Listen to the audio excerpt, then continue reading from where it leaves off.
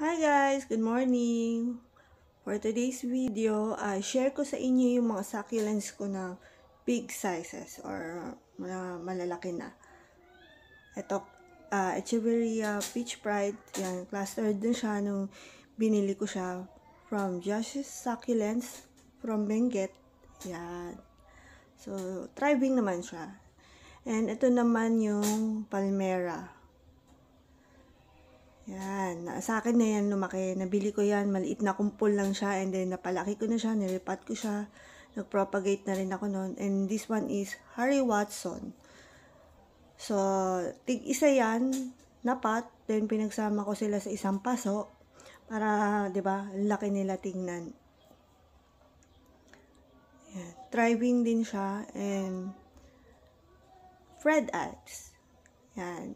Isang pot lang yan na maliit dati. Tapos, nakakatuwa to kasi ang bilis niya lumaki. Basta, rain or shine siya, yung setup niya.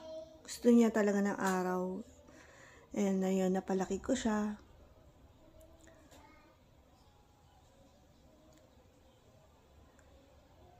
At ito pa isa, yung ghosty. Yan. Hindi siya ganyan dati kalaki. So, nakakatuwa si ghosty kasi napakabait.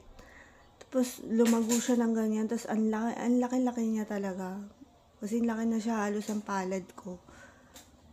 And, hindi siya mahirap alagaan talaga. Sobrang nakakatuwa. Ito naman yung flapjack. Yan. Napakabilis lumaki ng flapjack po. So, depende rin sa size ng pot niya. So, ito kailangan na to i-repat. Pareho na nila kailangang i-repat. At feeling ko mas lalaki pa sila pagka na-repat ko na sila sa mas malaking paso. Ayan. Hindi rin siya mahirap alagaan. Makakatawa kasi ang laki-laki talaga nila. Ayan, may mga babies na rin.